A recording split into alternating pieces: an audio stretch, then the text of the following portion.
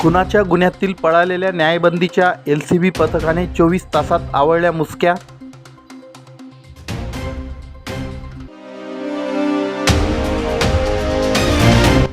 सखोल मतदार पुनरीक्षण कार्यक्रमाची अंमलबजावणी मुस्लिम भागातच, उभाटा सेनेचा आक्षेप.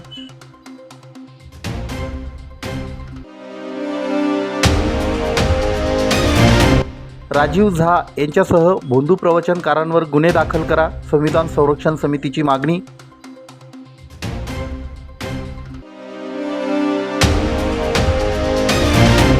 आणि लुपिन फाउंडेशनच्या गतिमान कार्यपद्धतीचं विशेष कौतुक, सरपंच सारिका ठाकरे यांची पाहणी.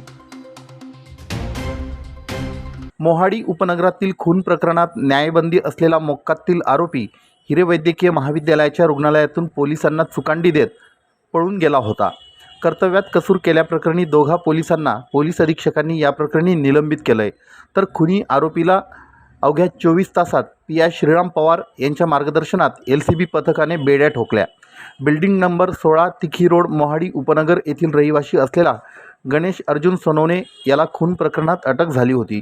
त्याच्यावर मोक्का कायद्याअंतर्गत मोहाडी उपनगर पोलिसांनी कारवाई केली होती. धुळे जिल्हा कारागृहात तो 23 क्रमांकाचा न्यायबंदी होता. वैद्यकीय कारणांसाठी त्याला हिरे वैद्यकीय महाविद्यालयाच्या रुग्णालयात आणण्यात आलं होतं. रुग्णालयातील सोनोग्राफी कक्षातून पोलिसांची नजर सुटून न्यायबंदी गणेश सोनवणे हा फरार झाला. पोलीस मुख्यालयात नेमणुकीला असलेल्या हेड कॉन्स्टेबल अमर देवीदास खराटे यांनी शहर पोलिसात दिलेल्या फिर्यादीवरून दिनांक 30 मार्च रोजी दुपारी 12:50 गणेश सोनवणे हा आमच्या कायदेशीर रखवालीतून पळून गेला, त्याच्याविरुद्ध भारतीय न्यायसंहिता 2023चे कलम 262 प्रमाणे गुन्हा दाखल करण्यात आला. कर्तव्यात कसूर केल्याप्रकरणी पोलीस अधीक्षकांनी दोघा पोलिसांना निलंबित केलं. न्यायबंदी गणेश सोनवणेचा शोध स्थानिक गुन्हा अन्वेषण विभागाने सुरू केला. अवघ्या 24 तासात गणेश सोनवणेला बेड्या ठोकत त्याच्या मुक्कामाच्या जागी आणलं. न्यायबंदी असलेला गणेश उर्फ गण्या डमऱ्या हा फरार झाल्यानंतर पोलीस यंत्रणा अलर्ट झाली. पोलीस अधीक्षक श्रीकांत दिवरे यांनी LCB PI श्रीराम पवार यांना गण्याचा शोध घेण्याचा आदेश दिला. त्यानंतर LCBच्या पथकाने शोध मोहीम सुरू केली. गणेश हा कोणकोणत्या ठिकाणी जाऊ शकतो, कोणाला भेटू शकतो याची माहिती गुप्त बातमीदारामार्फत आणि खबऱ्यांच्या नेटवर्कच्या माध्यमातून मिळविली. गोपनीय माहितीच्या अनुषंगाने LCBच्या पथकाने गणेश सोनवणेला दंडेवाले बाबानगर मोहाडी येथील रेल्वे रुळाजवळून पाठलाग करून ताब्यात घेतलं. ही कारवाई पोलीस अधीक्षक श्रीकांत दिवरे, अप्पर पोलीस अधीक्षक अजय देवरे यांच्या मार्गदर्शनाखाली PI श्रीराम पवार, API श्रीकृष्ण पारधी, PSI चेतन मुंडे, पोलीस अंमलदार दिनेश परदेशी, पवन गवळी, राहुल सानप, आरिफ पठाण, देवेंद्र ठाकूर, अमोल पाटील, अमोल जाधव या LCB कर्मचाऱ्यांनी केली. मोहाडीनगर पोलीस स्टेशन येथे 2020 साली खुनाच्या गुन्ह्यामध्ये एक आरोपी होता, गणेश अर्जुन सोनवणे उर्फ गण्या डमऱ्या, वय 32, राहणार मोहाडी उपनगर तिखी रोड. हा 2020 पासून धुळे जेलमध्ये न्यायबंदी आरोपी म्हणून जमा होता. दिनांक 30/3 रोजी सदर आरोपी हा वैद्यकीय कारण सांगून हिरे मेडिकल कॉलेज येथे तो भरती झाला होता उपचारासाठी. त्यावेळी त्याने तिथली परिस्थितीचा फायदा घेऊन तिथून पलायन केलेलं होतं आणि तो फरार झालेला होता. माननीय पोलीस अधीक्षक श्रीकांत दिवरे सर व अपर पोलीस अधीक्षक अजय देवरे सर यांनी स्थानिक गुन्हे शाखा तसेच मोहाडीनगर पोलीस स्टेशन, धुळे शहर पोलीस स्टेशन व आजूबाजूतील जिल्ह्यातील नियंत्रण कक्ष येथे माहिती सादर केली की सदर आरोपी याला ताब्यात घ्यावे व पुढील कारवाई करावी. स्थानिक गुन्हे शाखा पथकातील पोलीस उपनिरीक्षक चेतन मुंडे व त्यांच्या पथकास सदर आरोपी हा मोहाडीनगर येथे येणार असल्याबाबतची गोपनीय माहिती मिळाली. त्याप्रमाणे चेतन मुंडे व त्यांची पूर्ण टीम ही त्या ठिकाणी रवाना झाली व त्यांनी त्या ठिकाणी छापा टाकून सदर आरोपी याला ताब्यात घेण्याचा प्रयत्न केला. सदर आरोपीने पोलीस असल्याचे त्याला समजल्याबरोबर त्या ठिकाणून त्याने पळण्याचा प्रयत्न केला. पाठलाग करून संपूर्ण टीमने त्याला ताब्यात घेतले आहे व पुढील योग्य त्या कारवाईसाठी धुळे शहर पोलीस स्टेशन येथे त्याला जमा करण्यात आलेले. धन्यवाद. मी महाराष्ट्र न्यूज चॅनलच्या बातमीपत्रास लाईक, शेअर, सबस्क्राईब करा. सोबतच बेल आयकॉन प्रेस करायला विसरू नका. पाहत राहा मी महाराष्ट्र चॅनल. दिनांक 30 मार्च 2026 पासून जिल्ह्यात मतदार यादीचा विशेष सखोल पुनरीक्षण कार्यक्रम अर्थात SIR राबविण्यात येत आहे. जिल्हाधिकारी कार्यालयातील सातपुडा सभागृहात विशेष पुनरीक्षण कार्यक्रमाच्या अनुषंगाने राजकीय पक्षांच्या प्रतिनिधींची बैठक बोलविण्यात आली होती। यावेळी जिल्हाधिकारी भाग्यश्री विस्पुते यांच्यासह बैठकीला जिल्हा निवडणूक अधिकारी गंगाराम तळपाडे, नायब तहसीलदार धर्मेंद्र पाटील, प्रदीप गांगुर्डे यांच्यासह विविध राजकीय पक्षांचे प्रतिनिधी उपस्थित होते। जिल्हाधिकारी भाग्यश्री विस्पुते म्हणाल्या की भारत निवडणूक आयोगाच्या निर्देशानुसार जिल्ह्यात मतदार याद्यांचा विशेष सखोल पुनरीक्षण कार्यक्रम सुरू करण्यात आला आहे। त्यानुसार विधानसभा मतदारसंघात राजकीय पक्षांकडून करण्यात येणाऱ्या मतदान केंद्रस्तरीय प्रतिनिधी BLOच्या नियुक्ती करण्यात याव्या। तसेच या कार्यक्रमाअंतर्गत 2002ची मतदार यादी विभागाकडून अपलोड करण्यात आली असून ती नागरिकांनी निवडणूक आयोगाच्या वेबसाईटवर जाऊन डाउनलोड करावी। या संदर्भात निवडणूक निर्णय अधिकारी गंगाराम तळपाडे यांनी काही सूचना केल्या। प्रशासनाने केलेल्या सूचनांवर तसेच या कार्यक्रमाअंतर्गत सुरू असलेल्या मतदारांमधील दहशतीबद्दल शिवसेना उभाटा महानगरप्रमुख धीरज पाटील यांनी तीव्र आक्षेप नोंदविला। संपूर्ण धुळे जिल्ह्यात हा कार्यक्रम पारदर्शकपणे राबविणं अत्यावश्यक असताना धुळे विधानसभा मतदारसंघातील दुबार नावे, मृत व्यक्तींची नावे अद्याप का वगळली गेली नाही। तसेच शासनाचे BLO हे सर्वेक्षणासाठी कुठल्याच भागात फिरत नसून अनेक BLO नागरिकांना मदत करीत नसून या BLO पैकी अनेक शिक्षक अद्यापही संबंधित शाळेतील कार्यावरच कार्यरत आहेत, तर अनेक शिक्षकांनी BLO म्हणून आपली मुक्तता करावी अशा आशयाचे अर्ज निवडणूक विभागाला सादर केले असून मतदार पुनरीक्षण कार्यक्रमात 2002ची मतदार यादी शासनाने जरी अपलोड केली असली तरी ती वेबसाईटवर पूर्णतः अपलोड होत नसून अनेक मतदारांना आपली नावे शोधण्यात अडचण निर्माण होत आहे। तसेच ही मोहीम फक्त मुस्लिम भागात राबविली जात असून त्यामुळे मुस्लिम मतदारांमध्ये भीतीचं वातावरण निर्माण झालं आहे। धुळे शहर विधानसभा मतदारसंघाच्या पुनरीक्षण कार्यक्रमात अद्यापर्यंत 35% काम कागदावरच झाल्याचं दिसून येत असून BLO नागरिकांचा फोन उचलत नाहीत अशा तक्रारी शिवसेना महानगरप्रमुख धीरज पाटील यांनी जिल्हाधिकारी यांच्यासमोर केल्या। तसेच या कार्यक्रमासंदर्भात जनजागृती होणं महत्त्वाचं असून अनेक बांगलादेशी नागरिक देखील शोधून काढण्याचं आव्हान प्रशासनासमोर असल्याचं नमूद केलं। याप्रसंगी शिवसेना पदाधिकारी आनंद जावडेकर, कपिल लिंगायत, मुन्ना पठाण, सुभाष मराठे, अमोल ठाकूर, सचिन शिंदे, नरेंद्र पवार, नरेंद्र सपकाळ, तेजस सपकाळ आदी उपस्थित होते।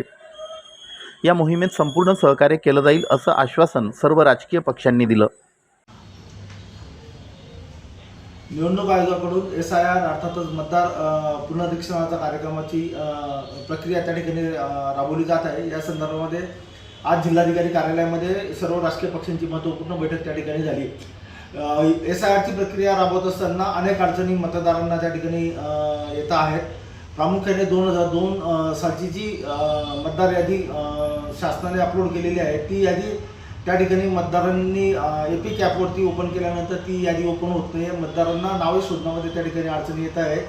तसेच शासनाने नेमून दिलेले BLO ते त्या ठिकाणी प्रॉपर वर्किंग करत नाही आहे। अनेक BLO हे शिक्षक असल्यामुळे ते अद्यापही परीक्षेच्या याच्यामध्ये अडकलेले आहेत आणि अनेक शिक्षकांनी आमची BLO म्हणून जी नेमणूक केलेली आहे ती रद्द करण्यात यावी अशाचे अर्ज निवडणूक अधिकारी यांच्याकडे दिलेले आहेत। त्यामुळे संपूर्ण BLOंची नव्याने नेमणूक करण्यात यावी अशी मागणी आज आम्ही शिवसेना उद्धव बाळासाहेब ठाकरे पक्षाच्या वतीने केलेली आहे। SIRची प्रक्रिया राबवत असताना प्रामुख्याने जे महत्त्वाचे घटक त्या ठिकाणी विचारामध्ये घेतले गेलेले आहेत त्याच्यामध्ये BLOचा रोल हा अत्यंत महत्त्वाचा आहे, पण BLO हा जागेवरती नसल्याचं देखील आम्ही जिल्हाधिकाऱ्यांच्या लक्षामध्ये या ठिकाणी आणून दिलेलं आहे। आणि सर्वात महत्त्वाची गोष्ट म्हणजे ही प्रक्रिया फक्त मुस्लिम बहुल भागामध्ये राबवली जात असल्याचं आमच्या निदर्शनामध्ये आलं। तर याच्यामध्ये हिंदू किंवा मुस्लिम असा भेदभाव न करता ही प्रक्रिया संपूर्ण मतदारसंघातील मतदारांकरता राबवणं गरजेचं आहे हे देखील आम्ही जिल्हाधिकाऱ्यांना सांगितलं। आणि विधानसभा महानगरपालिका निवडणुकीच्या वेळेला जे 27,000 दुबार मतदार होते, काही मृत मतदार होते, त्यांची नावे अद्याप देखील त्या ठिकाणी कमी करण्यात आले नसल्याचं देखील आम्ही त्या ठिकाणी जिल्हाधिकाऱ्यांना सांगितलं। या संदर्भामध्ये जिल्हाधिकाऱ्यांनी सर्व मुद्दे जे शिवसेना उद्धव बाळासाहेब ठाकरे पक्षाच्या वतीने मांडण्यात आले त्याचं एक लेखी स्वरूपामध्ये निवेदन देण्यासाठी त्यांनी आम्हाला सांगितलेलं आहे। आणि निश्चितच या प्रक्रियेमध्ये शिवसेना उद्धव बाळासाहेब ठाकरे पक्षाच्या वतीने आम्ही देखील शासनाला त्या ठिकाणी सहकार्य करणार आहोत। मी महाराष्ट्र न्यूज चॅनलच्या बातमीपत्रास लाईक, शेअर, सबस्क्राईब करा। सोबतच बेल आयकॉन प्रेस करायला विसरू नका। पाहत राहा मी महाराष्ट्र चॅनल। धुळे जिल्ह्यातील संविधान संरक्षण समितीच्या वतीने तथाकथित भोंदू प्रवचनकारांवर कठोर कारवाई करण्याची मागणी करीत जिल्हा प्रशासनामार्फत राज्याचे मुख्यमंत्री देवेंद्र फडणवीस यांना निवेदन देण्यात आले. या निवेदनात विविध प्रवचनकारांवर गंभीर आरोप करीत फौजदारी गुन्हे दाखल करण्याची मागणी करण्यात आली आहे. निवेदनात नमूद केल्याप्रमाणे धुळे जिल्ह्यातील कथावाचक राजीव झा यांनी दिनांक 25 मार्च 2026 रोजी अंमळनेर जिल्हा जळगाव येथील कार्यक्रमात भारतीय संविधानाबाबत अवमानकारक वक्तव्य केल्याचा आरोप करण्यात आला आहे. त्यांच्यावर देशद्रोहाचा गुन्हा दाखल करून आजीवन बंदी घालण्याची मागणी निवेदनात करण्यात आली आहे. तसेच धर्माच्या नावाखाली अंधश्रद्धा पसरवून जनतेची आर्थिक, शारीरिक व मानसिक फसवणूक करणाऱ्या भोंदू बाबांवर तात्काळ फौजदारी गुन्हे दाखल करण्याची मागणी करण्यात आली आहे. उदाहरण म्हणून निवेदनात प्रदीप मिश्रा, कालीचरण बागेश्वर, धीरेंद्र शास्त्री, संभाजी भिडे, राजीव झा, स्वरूपानंद यांची नावे नमूद करण्यात आली आहेत. निवेदनात पुढे मध्य प्रदेशातील स्वरूपानंद यांनी अशोक खरात यांच्याबाबत केलेल्या कथित जातीय वक्तव्याचा उल्लेख करीत संबंधितांवर ॲट्रॉसिटीसह फौजदारी स्वरूपाचा गुन्हा दाखल करण्याची मागणी करण्यात आली आहे. तसेच अशा प्रकारच्या प्रवचनांमुळे समाजात तणाव निर्माण होत असल्याचा आरोपही करण्यात आला आहे. याशिवाय देश व राज्यात अंधश्रद्धा निर्मूलन कायदा असला तरी तो प्रभावीपणे अंमलात येत नसल्याचं नमूद करून भोंदूबाबांविरोधात कठोर व स्वतंत्र कायदा करण्याची मागणी करण्यात आली आहे. अंधश्रद्धा पसरवून सर्वसामान्य नागरिकांची दिशाभूल होत असून अशा प्रवचनांवर कायमस्वरूपी बंदी घालण्याची मागणीही निवेदनातून करण्यात आली. संविधान संरक्षण समितीच्या पदाधिकाऱ्यांनी या सर्व मागण्यांवर तात्काळ निर्णय होऊन संबंधितांवर कठोर कारवाई करण्याची विनंती मुख्यमंत्री यांच्याकडे केली आहे. निवेदन देताना संविधान संरक्षण समितीचे अध्यक्ष हरिश्चंद्र लोंढे, कॉम्रेड LR राव, डॉक्टर श्रीकृष्ण बेडसे, कॉम्रेड दीपक सोनवणे, प्राध्यापक बाबा हातेकर, दम्मदीप मोरे, GD जाधव, धनंजय गाळणकर, किशोर शेजवळ, मनोहर मोहिते, RG अहिरे, मधुकर शिरसाट, प्राध्यापक BT अहिरे, प्राध्यापक हर्षबोध मोरे, कॉम्रेड वसंत पाटील, मच्छिंद्र पाटील इत्यादी कार्यकर्ते आणि पदाधिकारी उपस्थित होते. सध्या सरकार पुरस्कृत म्हणायचं का RSS पुरस्कृत म्हणायचं, भोंदू बाबा, पाखंडी, ढोंगी यांचं फारच पेव फुटलेलं आहे. एक संपत नाही तोपर्यंत दुसरा उदयास येत असतो. अशोक खरात याच्यावर माननीय फडणवीस साहेबांनी जी कारवाई केली त्याचं आम्ही अगोदर अभिनंदन करतो. त्याचबरोबर त्यांना आम्ही असं सुद्धा या माध्यमातून विचारतो की इतर भोंदू बाबा पाखंडीवर आपण कधी कारवाई करणार आहेत.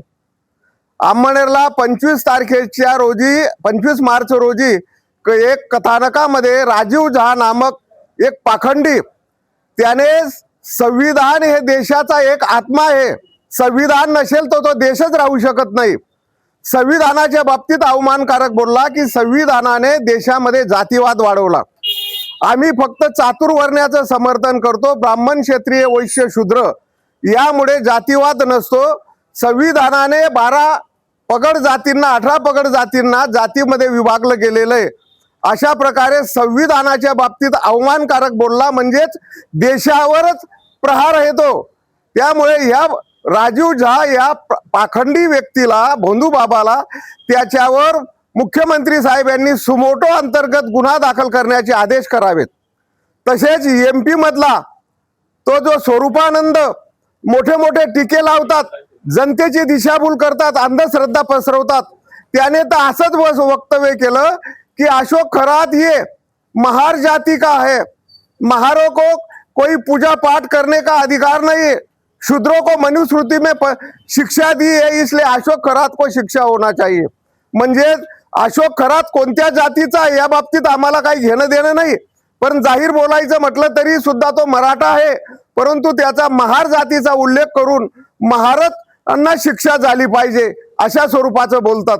तर या संदर्भात असे जे पाखंडी लोक आहेत याच्यावर गुन्हे दाखल करण्यासाठी शासनाने पोलीस अधिकाऱ्यांना सुमोटो म्हणजे अधिकार वापरून अशा पाखंडींवर गुन्हा दाखल करायचा.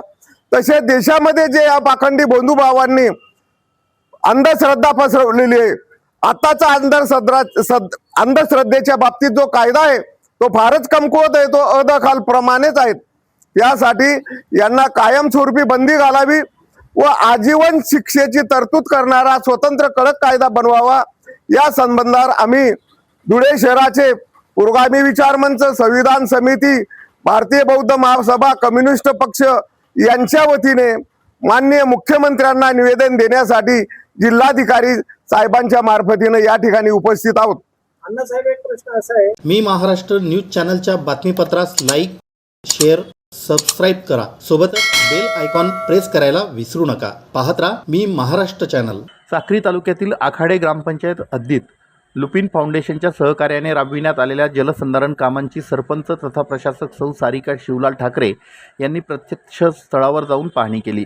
ग्रामस्थांच्या लोकसहभागातून आणि संस्थेच्या पुढाकारातून पूर्ण झालेल्या या कामामुळे शेतीसाठी पाणीसाठा वाढण्यास मोठी मदत होणार असल्याचं त्यांनी सांगितलं.